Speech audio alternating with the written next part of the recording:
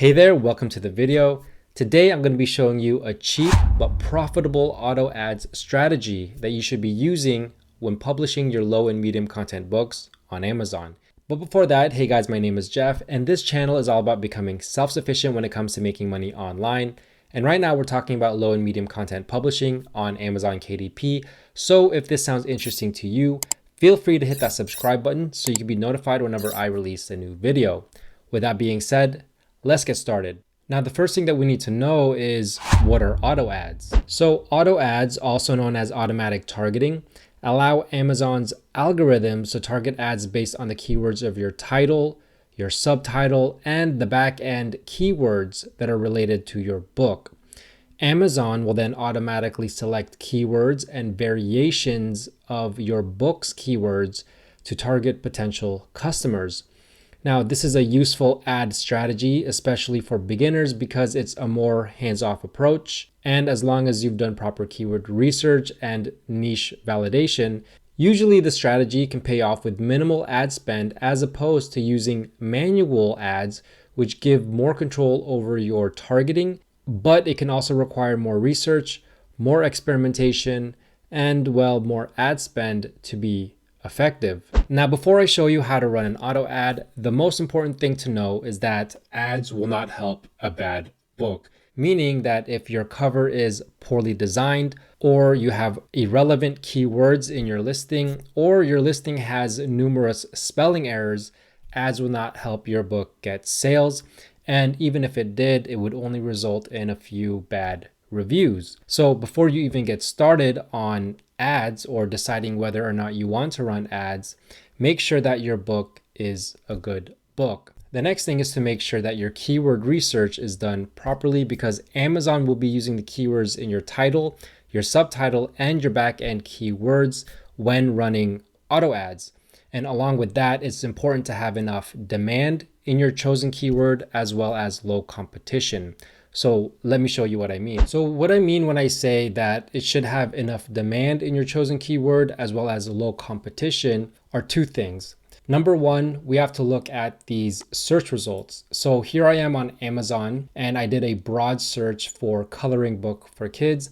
As you can see, it came up with 60,000 results. And so right here, we know that there are 60,000 books that are competing in this specific keyword. In other words, there's too much competition here for our liking. And for me, what I like is to see 1,000 search results or below. And that's kind of one of my key metrics. Now, the second part is demand. We want to make sure that there are enough people searching this keyword and actually buying books that it's worthwhile.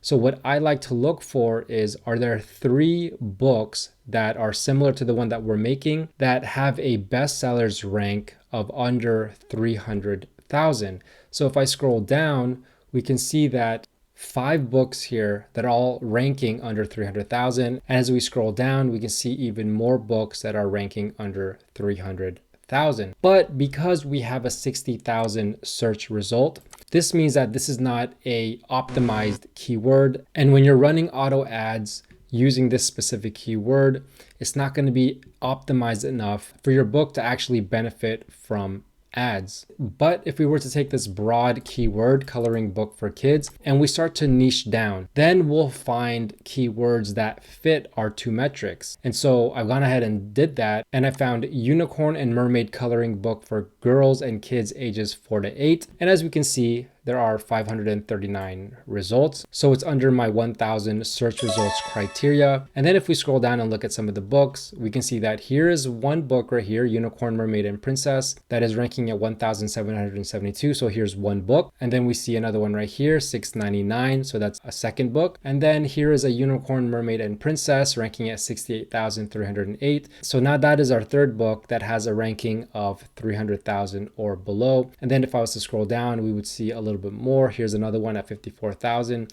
And so now I know that there is enough demand for this keyword and there is low competition. So this is what I mean when I say we should do our keyword research properly before we even attempt to do auto ads, because this is going to put us in our best position to be able to benefit from using auto ads. Now that we know how important keyword research is when it comes to running ads, especially automatic ads, let me show you exactly how I run my ads and how you can run ads that won't break the bank, but is still quite profitable. So when you're setting up your ads, this is the screen that you're going to be seeing. And the first box right here is called ad format. And this is where you can choose whether you do a custom text ad or a standard ad. So the only difference is that with the custom text ad, it'll allow you to write in some text that gives your customers more information about the book, a little bit of insight into what the book is. And then the standard ad is just the standard one without the custom text. Now, for me, I usually only run standard ads. I seldom run custom text ads because I have never seen a difference running custom text ad versus a standard ad. And so I tend to just use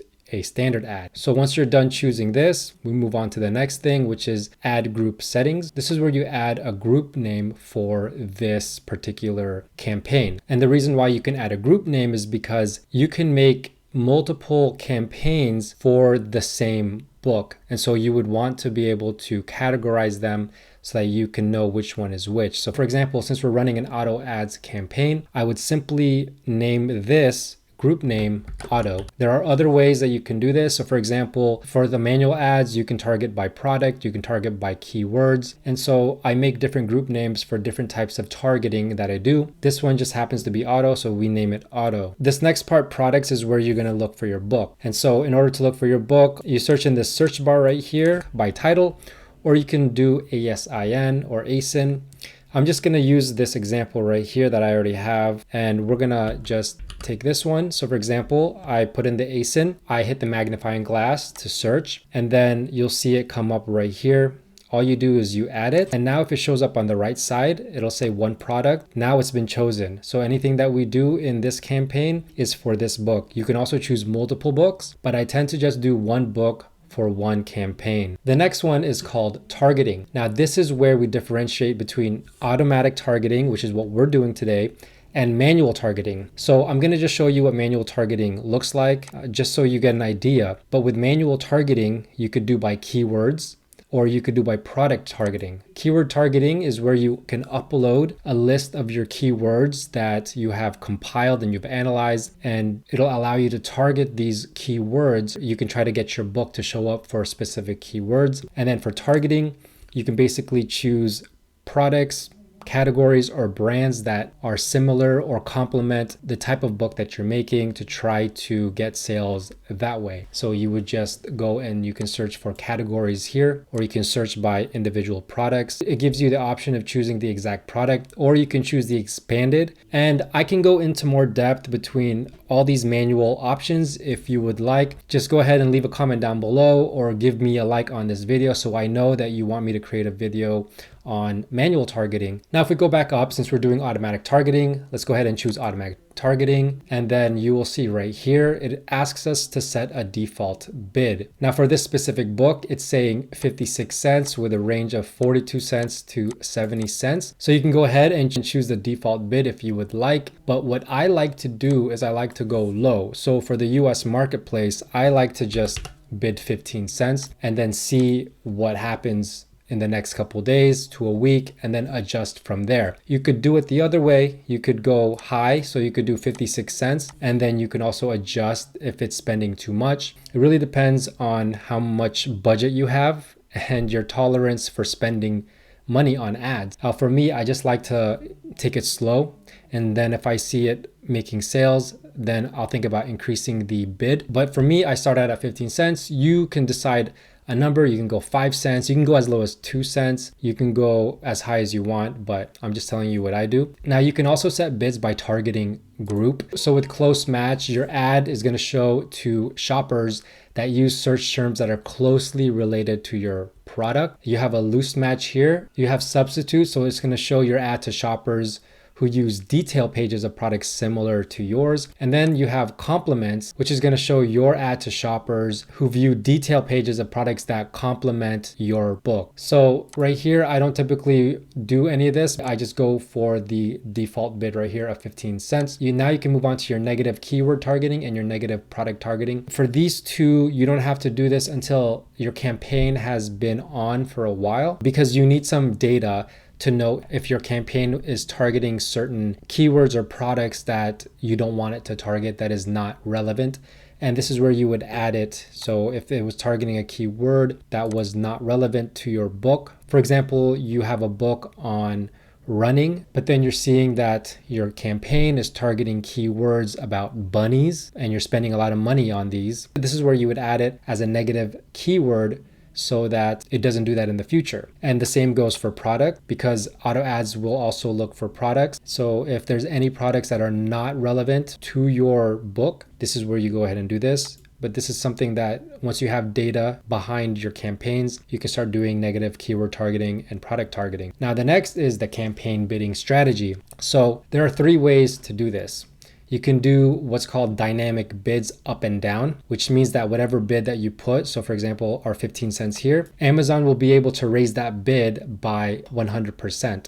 Meaning that 50 cents can be 30 cents, and then they can also lower the bid when a sale is less likely to happen. And then you can also do dynamic bids down only. And this one is, it will use your bid that you placed, which is 15 cents in this case, and it will only go down. It's either 15 cents or less. And then fixed bids is exactly what it says. It'll stay at 15 cents. It won't go higher. It won't go lower. You can also adjust your bids by placement here. You can increase your bid by 900% for the first page. You can also adjust bids for the rest of the search page as well as product pages. I typically don't adjust this. And then when choosing the bidding strategy, I always go with down only, because I don't want Amazon to unnecessarily use my budget just because they can. You can use this in the beginning, so it will allow Amazon to bid more to see if a higher bid converts better, and then you can adjust from there. But I typically only do down only because in my experience, when I do up and down, I tend to spend a lot more than if I just did down only. Now, the last part is your settings. So this is where you're going to name your campaign. And how I name my campaign is always the same structure.